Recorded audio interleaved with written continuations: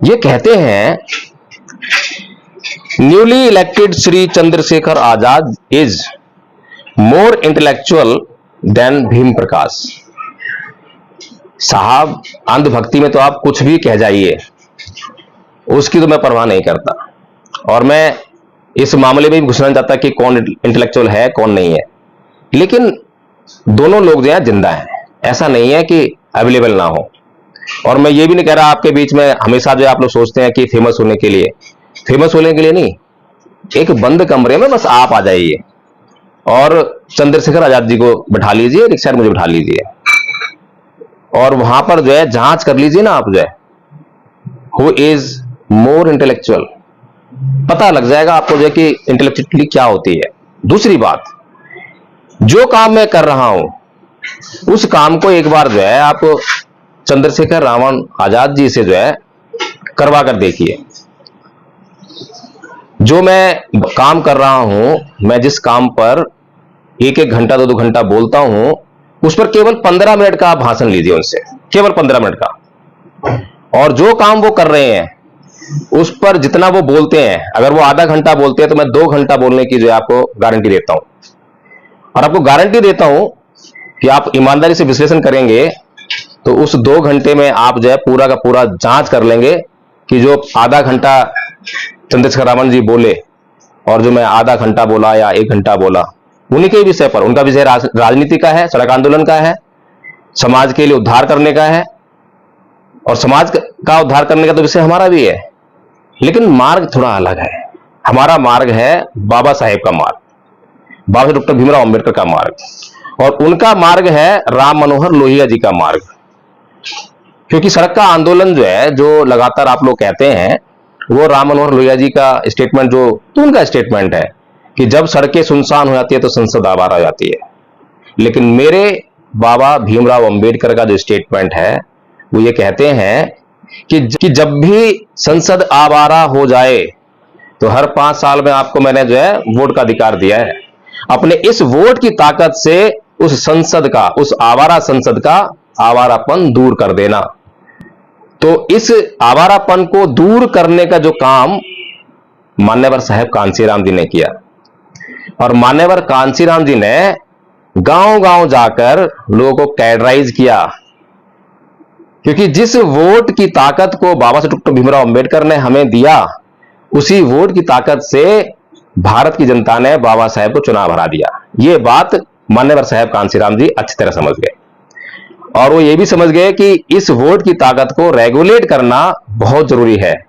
इसीलिए उन्होंने जो है उस जनता को कैडराइज करने का काम किया। जब तक ये अनुशासित नहीं होंगे कि इन्हें कहां वोट देना चाहिए, इनका इतिहास क्या है, तब तक ये ऐसे ही संसद को आवारा बनाते रहेंगे।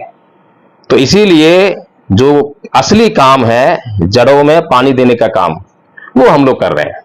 तो मैं तो हवा हवाई बात नहीं करता हूं, कभी ये भी नहीं कहता हूं कि एडवोकेट जय भीम प्रकाश जो कह रहा है वो अल्टीमेट है, वो सबसे ऊपर है, सबसे अच्छा है, कभी नहीं।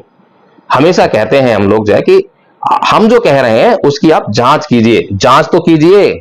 ये मानने का काम तो मनुवादियों का काम है, मनुवादियों का काम है मानने का। आप अम्बेडकरवादी हो, आपको जो है भगवान बुद्ध का दर्शन दिया है बाबा साहेब ने, और भगवान बुद्ध कहते हैं कि आप जो है मानकर मेरी शरण में मत चले आना। कि किसी ने कह दिया कि भगवान बुद्ध बहुत अच्छे, बहुत बड़े साधु संत हैं, बहुत बड़े गुरु हैं, वो भगवान हैं, ईश्वर हैं, ये सब सुनकर मेरी शरण में मत चले आना, बल्कि मेरी शरण में आने से पहले मुझसे अपने सारे संदेह मिटाना, सारे प्रश्न करना।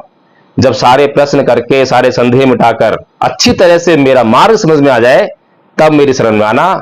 और जब मेरी शरण में आओगे तो मैं तुम्हें वो मार्ग बताऊंगा, उस पर चलने का तरीका बताऊंगा, और उस मार्ग पर चलकर तुम्हारा कल्याण हो ही जाएगा। तो हम ऐसे महापुरुषों के अनुयायी हैं। आप क्यों कह रहे हैं कि चंद्रशेखर रावण ये है और जय भीम प्रकाश ये है? तुलना करने का क्या मतलब है भाई? वो राजनीतिक कार्य कर रहे हैं, हम तो उनको मना नहीं कर रहे हैं कि आप मत कीजिए, या उनको बुरा नहीं कह रहे हैं कि वो गलत कर रहे हैं। हाँ, तरीके पर सवाल उठाना हमारा लाजमी है। हमने सवाल उठाए हैं, कुछ आज तक जवाब नहीं मिला है।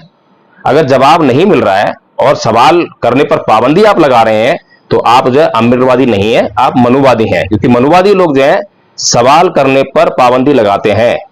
अगर वास्तव में मैं फिर से अब जो आपको चुनौती दे रहा हूं, जो आपने यहां पर जो कमेंट किया है उसको जो है आप ध्यान से अपने ही कमेंट को ध्यान से सुनिए। आपको इस कमेंट की जांच करने का पूरा अधिकार है और बिना जांच किए आपको यह बोलने का बिल्कुल अधिकार नहीं है। और मैंने कभी यह नहीं कहा कि मैं जो है किससे ज्यादा बुद्धिमान हूं, किससे कम बुद्धिमान हूं, यह मैटर ही नहीं करता। आपके पास जो भी बुद्धिमता है, जो भी बुद्धि है, उसका अपने समाज के लिए इस्तेमाल कीजिए। आपकी बुद्धि आपकी धरोहर नहीं है, आपके समाज की विरासत है, आपके समाज की धरोहर है, वो आपके समाज की संपत्ति है। उस बुद्धि से अपना भला मत कीजिए, समाज का भला कीजिए। और एडवोकेट जय भीम प्रकाश जो काम कर रहे हैं उस काम को बेशक जो है स्लो है लेकिन गंभीरता बहुत है। आज बहुत से लोग उस काम को जान रहे हैं, पहचान रहे हैं, जो ईमानदारी से विश्लेषण करना जानते हैं, जो कुछ हद तक सम्यक दृष्टि को प्राप्त हो चुके हैं, जिनके दिमाग पर जो है नाना प्रकार के आवरण नहीं है, वे लोग जो है ये जान रहे हैं कि एडवोकेट जय भीम प्रकाश जो बात कह रहे हैं, आज से पहले इस देश में परम पूज्य बाबा साहेब डॉक्टर भीमराव अंबेडकर ने जो बात कही उसकी सही जो पालना हो रही है, जो सही संदेश दिया जा रहा है, वो केवल और केवल जो है एडवोकेट जय भीम प्रकाश जी दे रहे हैं। तो इस बात को जो है आपको गंभीरता से समझना चाहिए कि एडवोकेट जय भीम प्रकाश जो है क्या कह रहे हैं और समाज के लिए वो कितना जरूरी है। केवल फेमस हो जाने से समाज का कल्याण होने वाला नहीं है। मैं लगातार जो है प्रोफेसर रतनलाल जी के बारे में उनकी आलोचना भी करता रहा हूं, प्राचार्य जी की आलोचना भी करता रहा हूं, डॉक्टर ऋतु की आलोचना भी करता रहा हूं। मैं जितने भी समाज के इंटेलेक्चुअल्स हैं उनकी आलोचना करता रहा हूं। यह मेरा अधिकार है। आलोचना क्यों कर रहा हूं? समाज को आईना दिखाने के लिए, इन लोगों को भी आईना दिखाने के लिए। ये लोग आपके सामने किताबें पढ़ते हैं, पीएचडी की हुई है, बहुत सारी किताबें पढ़ी हैं, उद्धरण देते हैं कि वहां से रेफरेंस लाएंगे, वहां से रेफरेंस लाएंगे। लेकिन एडवोकेट जय भीम प्रकाश को आपने बहुत कम मौकों पर देखा होगा कि कहीं रेफरेंस दिया हो। तो इंटेलेक्चुअलिटी क्या होती है उसको पहचानने का काम कीजिए।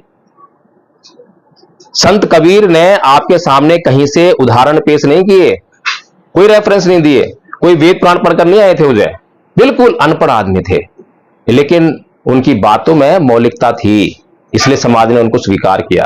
जब आप प्राकृतिक रूप से सच्चाई और ईमानदारी से बात करेंगे, प्राकृतिक बातें होंगी तो आपको समझ में आने ही लगेंगी। लेकिन जब आप केवल किताबों को पढ़ के उनका विश्लेषण करते रहेंगे और उससे आप जब प्रसिद्धि पाएंगे, तो मैं समझता हूं कि उस प्रसिद्धि के बजाय ये वाला काम करना ज्यादा बेहतर है। इसीलिए मैं आप लोगों से विनती करता हूं, निवेदन करता हूं, आपकी जो भाषा है उस पर कंट्रोल कीजिए, क्योंकि आपकी भाषा आपको बदनाम नहीं कर रही है, बल्कि वो अम्बेडकर मिशन मूवमेंट को बदनाम कर रही है, वो भाई चंद्रशेखर रावण को भी बदनाम कर रही है। इसलिए अगर अंधभक्ति करनी है तो ध्यान से कीजिए। और एक बात कि चंद्रशेखर रावण जी के इशारे पर मुझे अनेकों ग्रुपों से, व्हाट्सएप ग्रुप से बाहर कर दिया गया है, और यह केवल इसलिए किया गया है कि एडवोकेट जय भीम प्रकाश के जो विश्लेषण होता है उस विश्लेषण से उन अंधभक्तों को दूर रखा जाए। कहीं ऐसा ना हो कि उन अंधभक्तों की अंधभक्ति दूर हो जाए, उनकी आंखें खुल जाए और वो सही और गलत की पहचान करने लग जाए। तो इसलिए जो है बड़े ध्यान से, बड़े गौर से अपने नेतृत्व को पहचानिए। केवल एक एमएलए, एक एमपी बनना जो है समाज सुधार का उद्देश्य नहीं है। समाज सुधार का उद्देश्य है कि व्यवस्था में परिवर्तन किया जाए, व्यवस्था को चेंज किया जाए।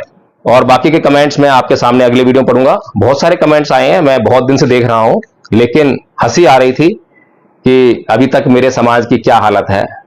मैं बाबा साहेब की बात करता हूं, बुद्ध की बात करता हूं, लेकिन बाबा साहेब और बुद्ध से अभी तक समाज का कोई लेना देना नहीं है। अभी तक वही प्रवृत्ति, वही मनोभाव, जहां से बाबा साहेब ने मना किया कि इसको छोड़ दो, छोड़ ही नहीं पा रहे हैं अभी तो है। तो अगले वीडियो में और कमेंट्स पढ़ेंगे। जय भीम, नमो बुद्धाय।